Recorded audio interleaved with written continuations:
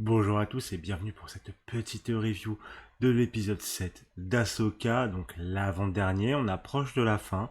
On se fait une petite review avec spoiler pour parler de cet épisode plein d'action, juste après l'intro.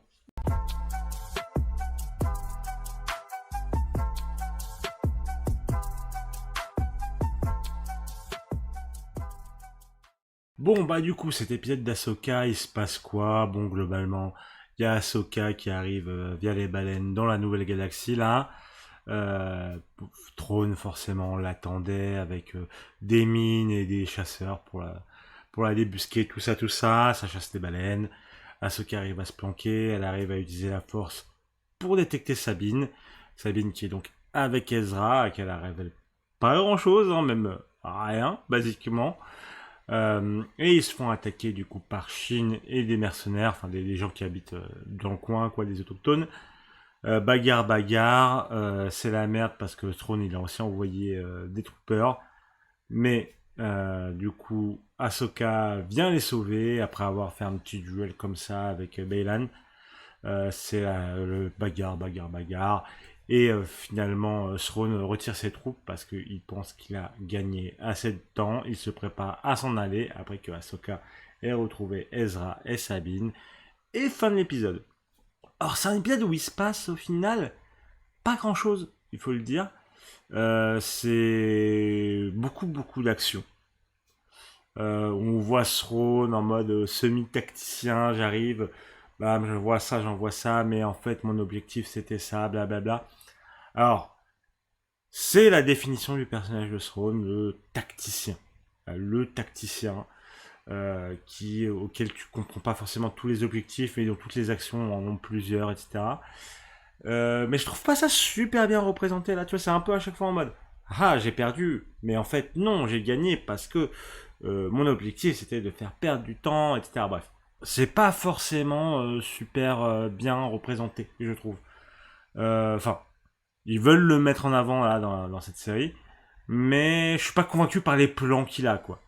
Après, à voir du coup ce que ça donne sur le dernier épisode, du coup, qui arrive la semaine prochaine. Euh, donc bon, à voir, mais je comprends ce qu'ils veulent en faire, mais je suis pas archi convaincu. Voilà. Je dis pas que c'est mauvais, mais tu vois, c'est un peu là. Enfin, en fait, je connaîtrais pas le personnage de Thrones depuis Rebels ou depuis ce que j'en connais dans le Legends. Je serais là en mode, oui, c'est juste un loser qui assume pas quand il perd et il cherche des excuses. Tu vois, franchement, je pourrais avoir ce ressenti. Mais bon, je connais le personnage de Rebels, je connais le personnage du Legends. Donc, ouais. Ensuite, on a du coup le côté. Bon, franchement, tout le côté spatial, etc. Je recherche Ahsoka, on s'en fout un peu. Il y a surtout le côté Ezra et Sabine. Donc, Sabine qui est un peu. Qui veut pas dire à Ezra tout ce qu'elle a fait pour le retrouver, etc. Elle veut pas gâcher le moment, c'est un peu ça, j'ai l'impression. Je suis pas super convaincu. Enfin, c'est vrai que moi j'ai un peu du mal généralement dans les fictions quand il y a un personnage qui a des informations et qui veut pas les révéler, sachant que nous on a déjà ces informations. C'est juste pour du potentiel drama entre guillemets. Donc c'est un trope qui a tendance à me pas me faire kiffer. Donc j'ai un peu du mal avec ce passage. Euh, Parce que oui, dis à Ezra, tu vois, de toute façon, faut que tu lui dises parce que lui, il est là en mode ouais, on va pouvoir se casser de la planète et tout. Sauf que si tu lui dis rien, vous n'allez pas pouvoir partir. Parce que vous ne pourrez pas aller sur le vaisseau de trône. Voilà, donc il faut que tu lui dises pour que vous puissiez vous essayer de vous infiltrer au moins, tu vois. Du coup, je suis un peu là en mode ouais, non, c'est très con. Très con. Donc ça, j'ai un. Pareil, j'ai du mal. J'ai du mal. Après, je vais pas bouder mon plaisir, tu vois. Genre, le combat, il était plutôt sympa. Ça fait plaisir de retrouver Ezra. On voit qu'il utilise bien la force et tout. C'était d'ailleurs un de ses points forts, l'utilisation de la force dans Rebels. Enfin, il avait une bonne affinité avec. Donc là, je suis là en mode ouais, c'est cool et tout. Ahsoka contre Baylan, sympa, très vite fait, hein, mais sympa, voilà. Shin, t'es là un peu en mode, ok, qu'est-ce qui va devenir du personnage?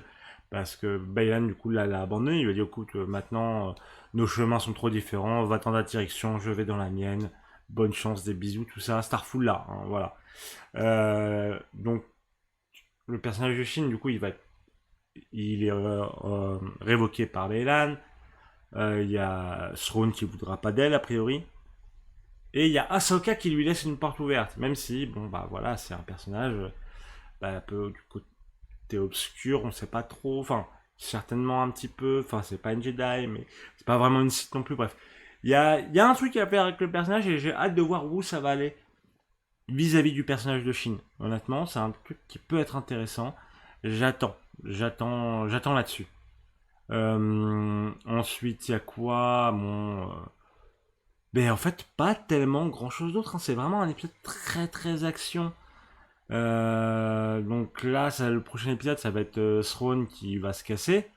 Donc là, ça va être le but, ça va être Ahsoka, Ezra, Sabine et du coup Shin de son côté à essayer de magouiller pour réussir à rentrer dans leur galaxie.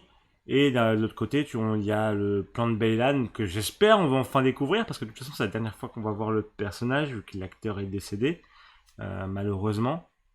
Donc c'est voir dans quelle direction ça va nous amener.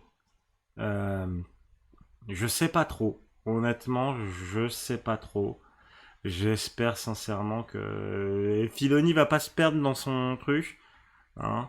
Parce que là, j'ai l'impression qu'il doit se passer beaucoup de choses dans le dernier épisode. Euh, je sais pas, je sais pas. J'attends de voir. J'attends de voir. C'est pas un mauvais épisode en soi, honnêtement. J'ai émis des critiques, mais c'est plus des trucs qui viennent globalement du plot de la série en général, plutôt que de l'épisode en lui-même. Donc, c'est à voir. L'épisode en soi se suit bien, vraiment. C'est comme j'ai dit, c'est un épisode surtout action.